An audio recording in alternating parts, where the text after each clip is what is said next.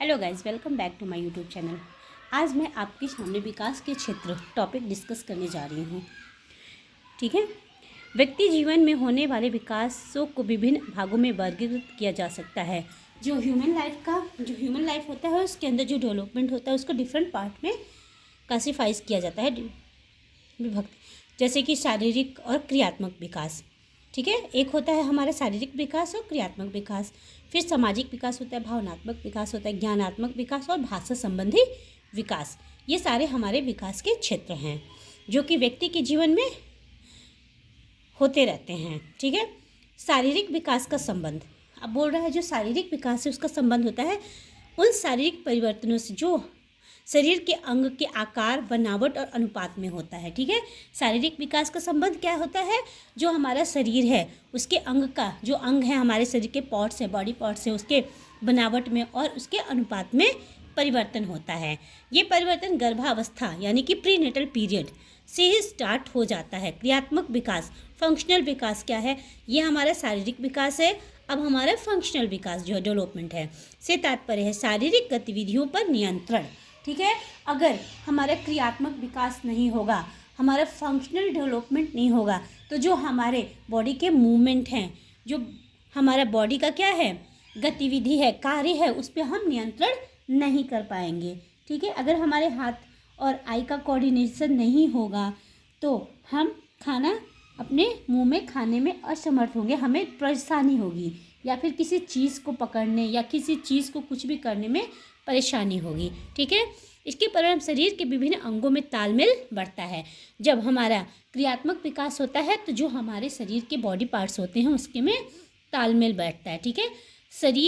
शारीरिक और क्रियात्मक विकास के कारण ही जो बालक बालिकाएं होती हैं वह कई क्षमताएं प्राप्त करती हैं। ठीक है। शरीर में विकास होता है जिसके फलस्वरूप जो बच्चे होते हैं उनमें कई प्रकार की एबिलिटीज़ होती है और इन्हीं विकास के परिणाम स्वरूप जो बालक होते हैं वो जन्म के समय केवल अपनी पीठ के बल लेट सकते हैं। ठीक है। और जो ये विकास है इसके परिणाम स्वरूप ही इसी का रिजल्ट है कि जो बालक होते हैं वो जन्म लेते अपने पीठ के बल लेट सकते हैं और धीरे धीरे वो करवट बदलना सीखते हैं, फिर सिर संभालना सीखते हैं, फिर बैठना सीखते हैं, चलना सीखते हैं, दौड़ना सीखते हैं और सीढ़ी चढ़ना सीखते हैं। ये सारे क्या है? क्रियात्मक विकास, फंक्शनल। शारीरिक विकास है और फंक्शनल क्रियात्मक विकास है, जिसके फलस्वरूप सबसे पहले जो बच्चा जन्म लेता है वो पीठ के बल लेटता है, उसके बाद धीरे धीरे वो करवट बदलना सीखता है, फिर सिर को अपने संभालना। जब न्यूबॉर्न बेबी होता है तो उसके सिर को भी हमें पकड़ना पड़ता है क्योंकि उसके में फंक्शनल और जो उसका शारीरिक विकास हो रहता है वो इतना कैपेबल नहीं होता है कि अपने सिर को संभाल पाए। तो वो फिर जब उसका जैसे जैसे विकास होता है तो वो अपने सिर को संभाल पाता है, बैठ पाता है, चल पाता है, दौड़ पाता है और बहुत सारे कार्य कर पाता है। और क्या है?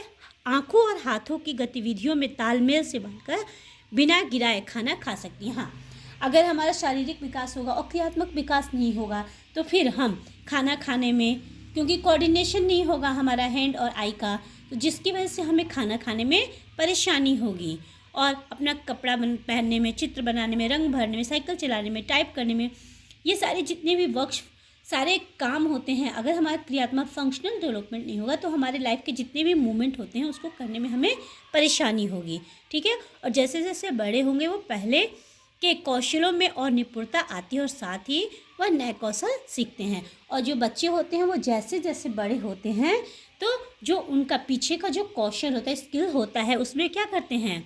निपुणता आती है और उसके साथ साथ जो उन्हें न्यू स्किल सीखना होता है वो बढ़ते जाते हैं, उनका विकास होता जाता है और वो नए कौशल सीखते जाते हैं। नाउ नेक्स्ट, भाषा संबंधी विकास। अब क्या है हमारा? ये हमारा शारीरिक विकास था। अब हमारा क्या है? विकास के क्षेत्र में जो पहला विकास था वो हमारा शारीरिक और क्रियात्मक विकास था। ठीक है।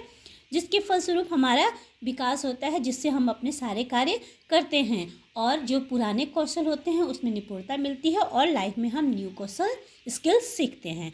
अब हमारा क्या है? दूसरा विकास होता है भाषा संबंधी विकास। ठीक है। भाषा संबंधी विकास उस विकास से है जिसके कारण एक बालिका शुरू में केवल रोकर ही अपनी बात कर सकती है। जब बच्चे पैदा होते हैं तो वो उनको कोई भी बात करनी होती है, भूख लगती है, दर्द होता है या कुछ भी होता है तो अपने भावनाओं को एक्सप्लेन करते हैं वो केवल रो करके, और वही उनकी भाषा होती है।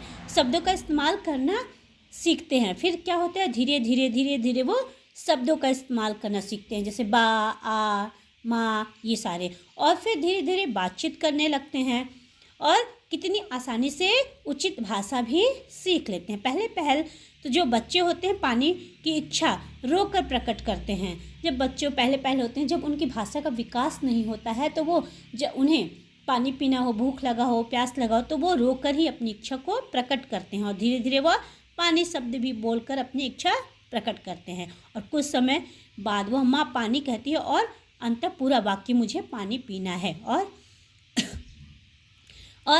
पूरा वाक्य बोलना सीखने तक वह 3 वर्ष की हो जाती है, और 3 वर्ष तक बच्चे पूरे अच्छे तरीके से बात करना सीख जाते हैं। तो ये इनका भाषा विकास है। अब जो हमारा नेक्स्ट टॉपिक है विकास का, वो है संज्ञानात्मक विकास, कॉग्निटिव डेवलपमेंट। विकास का संबंध विचार शक्ति के उभरने से है। जो हमारा संज्ञानात्मक विकास है उसमें जो हमारा थिंकिंग पावर है, विचार शक्ति है, उसके उभरने से है। उम्र के साथ जो बालक होते हैं वो सोचने समझने में जो विकास और परिवर्तन होते हैं वह उनकी क्रियाओं में देखे जा सकते हैं। जैसे जैसे उनकी एज बढ़ती है वैसे वैसे जो बच्चे होते हैं उनके जो थिंकिंग पावर होती है और अंडरस्टैंडिंग पावर होती है उसमें विकास और परिवर्तन होते रहते हैं, और उनकी जो वर्क होता है उसमें वो देखा जा सकता है। शिशु एक ऐसा दर्शाती है जो वस्तु उसकी आंखों के सामने से हटा दी गई है वो अब कहीं विद्यमान नहीं है। जब बालक छोटे होते हैं तो जो वस्तु, जो कोई भी चीज़ होता है, अगर हम उनकी आंखों के सामने से हटा देते हैं तो उनको लगता है कि अब ये वस्तु का कोई है ही नहीं, उसका कोई अस्तित्व नहीं है, ठीक है। लेकिन जैसे जैसे वह सीखते हैं कि वस्तु और व्यक्ति यद्यपि दिखाई न भी दें तो भी वह कहीं विद्यमान रहते हैं, लेकिन जैसे जैसे उनका संज्ञानात्मक विकास, कॉग्निशन का डेवलपमेंट होता है, वैसे उनसे उनको ये पता लग जाता है, समझ जाते हैं कि जो वस्तु उनके आँखों के सामने नहीं है फिर भी उसका अस्तित्व है। और 5 वर्ष की उम्र तक वह भारी, हल्का, तेज, धीरे, रंग तथा आकार जैसी संकल्पनाओं को समझने लगते हैं। आसपास की वस्तु का अन्वेषण और वस्तुओं के संबंध में क्यों और कैसे जैसे प्रश्नों के परिणाम स्वरूप उनके ज्ञान में वृद्धि होती है। और जब वो बड़े हो जाते हैं तो जो उनके आसपास की वस्तुएं होती हैं उनका अन्वेषण करने लगते हैं और उसके जो संबंध में क्यों, कैसे आदि प्रश्न पूछने लगते हैं, जिससे उनके ज्ञान में क्या होती है, डेवलपमेंट होता है, वृद्धि होती है, और उनके चिंतन का भी विकास होता है और उनके थिंकिंग पावर का भी विकास हो जाता है। परंतु वह अभी भी परिस्थिति को दूसरे व्यक्ति के दृष्टिकोण से देखने में असमर्थ होती है। जब बच्चे 5 साल के होते हैं तो उन्हें भारी, हल्का, ये सारी चीज़ों का ज्ञान हो जाता है, और जो उनके आसपास की वस्तुएं होती हैं उसमें वो अन्वेषण करना, एक्सप्लोरेशन करना सीख लेते हैं। लेकिन अभी भी वो परिस्थिति को दूसरे व्यक्ति के दृष्टिकोण से नहीं देख पाते हैं। जैसी परिस्थिति है वो अपने ही दृष्टिकोण से देखते हैं। मतलब कि अगर उनके सामने कोई वस्तु रख दी जाए तो कोई अगर कहे भी कि नहीं ऐसा है तो वो नहीं मानेंगे, क्योंकि वो जो भी वस्तु परिस्थिति होती है वो बस अपने ही नज़रिए से देखते हैं, दूसरे के दृष्टिकोण से देखने में असमर्थ होते हैं। यह नहीं समझ पाती कि वह स्वयं पेड़ पर चढ़ सकती है, तब दूसरा बच्चा क्यों नहीं चढ़ पाता।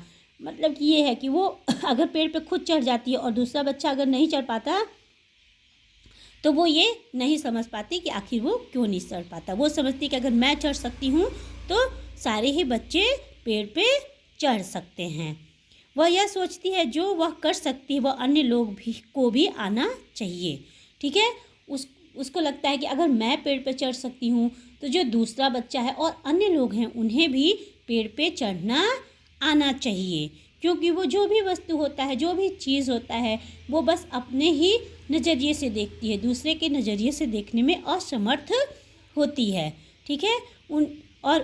उसी के समान भावनाओं का अनुभव करना चाहिए उसके अनुसार, और सोचती है कि जैसी मैं फीलिंग, जो मेरी फीलिंग है वैसी ही फीलिंग दूसरों की भी होनी चाहिए। उसके अनुसार सभी वस्तुओं जैसे सूर्य, पत्थर, पेंसिल, मेज में उसी की तरह जीवन और भावनाएं होनी चाहिए। अब कोई भी अगर उसके सामने कोई वस्तु है, नॉन लिविंग थिंग है, तो वो यही सोचेगी कि जो नॉन लिविंग थिंग है, सूरज है, पेंसिल है, आखिर ये सारी जो चीज़ें हैं उसके अंदर भी जैसी मेरे अंदर जैसे जीवन है और भावनाएं हैं, फीलिंग्स है, उनके अंदर भी वैसी ही होनी चाहिए। वो ये नहीं समझ पाती है कि ये सारी चीज़ें नॉन लिविंग है और उनके अंदर जीवन नहीं है। और 10 वर्ष की बालिका विवेचन और विश्लेषण कर सकती है, लेकिन 10 वर्ष का जब हो जाती है तो वो ये सारी चीज़ें समझ सकती है, और लेकिन जीवन की प्रत्यक्ष परिस्थितियों तक ही सीमित रहती है। लेकिन 10 वर्ष का होने के बाद भी वो जब प्रत्यक्ष मूर्त चीज़ें उसे दिखाई जाती हैं तो वो उन्हीं चीज़ों के बारे में सोच सकती है और समझ सकती है। अमूर्त चीज़ों की पहचान उसको नहीं होती है। ठीक है, वह सदा अमूर्त ढंग से नहीं सोच पाती। अगर 10 वर्ष की हो जाए तो वो उसके सामने जो वस्तु है उसके बारे में तो वो समझ सकती है, लेकिन जो वस्तु उसके सामने नहीं है, अमूर्त है, वो उस चीज़ के बारे में नहीं सोच सकती और उसके लिए यह सोचना कठिन हो जाता है कि क्या होगा और क्या हो सकता है। अब अमूर्त कोई चीज़ है, उसके सामने नहीं है, तो वो ये सारी चीज़ें नहीं समझ पाती और उसके लिए ये मुश्किल होता है कि आगे क्या होगा और क्या हो सकता है। अमूर्त विचार का पूर्ण विकास किशोरावस्था के समय में होता है। ठीक है, 5 वर्ष की बच्ची है तो बच्चा है तो वो समझेगा कि जैसे मेरे अंदर जीवन है, भावनाएं हैं, जैसी मेरी फीलिंग है वैसी ही सबके अंदर जीवन, भावनाएं और फीलिंग होती हैं। ठीक है, और जब 10 वर्ष की होती है तो वो परिस्थिति को, जो उसके सामने की परिस्थिति हो, उसे समझ लेती है, लेकिन अमूर्त चीज़ों के बारे में उसको पता नहीं होता कि आगे क्या होगा और क्या हो सकता है। अमूर्त चीज़ों का विचार पूर्ण विकास कब होता है? जब इंसान टीनेजर, किशोरावस्था में, एडोलेसेंस में आता है बच्चा, तब उसे अमूर्त विचार पूर्ण रूप से विकसित हो जाते हैं और जटिल परिस्थितियों को संभाल सकते हैं। अतः व्यक्ति के जीवन की प्रत्येक अवस्था में सोचने की क्षमता पिछली अवस्था की तुलना में गुणात्मक रूप से भिन्न और अधिक विकसित होती है।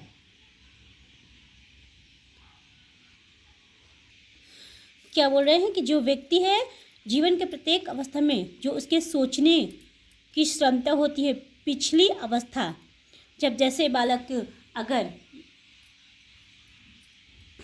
अगर बालक की शैशवावस्था में है तो उसके सोचने समझने की जो अवस्था है वो कम होगी, और जब वो बाल्यावस्था में होगा तो उससे थोड़ी ज़्यादा होगी, किशोरावस्था में होगा तो उससे भी ज़्यादा होगी, और जब वो एडल्ट हो जाएगा तो उससे भी ज़्यादा होगी।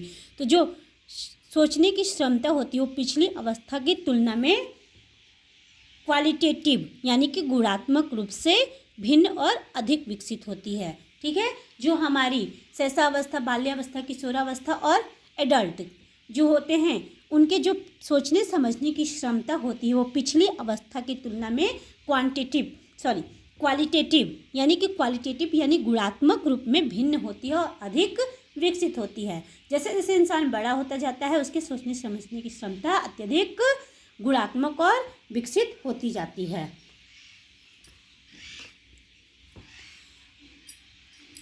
अगर आपको वीडियो पसंद आए तो चैनल को सब्सक्राइब और लाइक करें ताकि मैं और वीडियो आपके लिए अपलोड कर सकूं। Thank you.